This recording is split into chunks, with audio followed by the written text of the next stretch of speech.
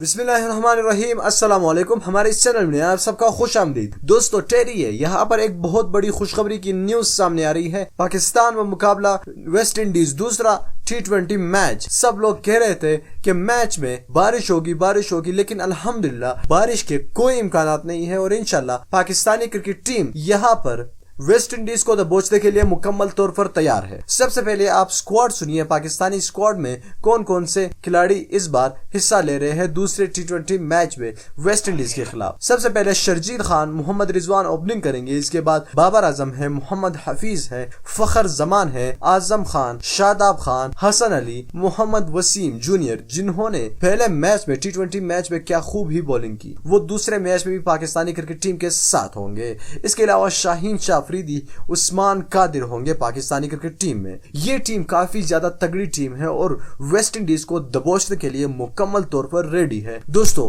यहाँ पर एक बहुत बड़ी खुशखबरी की न्यूज हम आपको बताते चले कि वेस्ट इंडीज में जितने भी अफवाहें थी कि बाकी चारों के चारों मैचेस में शदीद बारिशों का इम्कान है, लेकिन ये बात गलत साबित हुई और इंशाल्लाह दूसरे T20 मैच में बिल्कुल भी बारिश का इम्कान नहीं है और इंशाल्लाह मैच मुकम्मल तौर पर होगा और इंशाल्लाह आप लोग भी देखेंगे।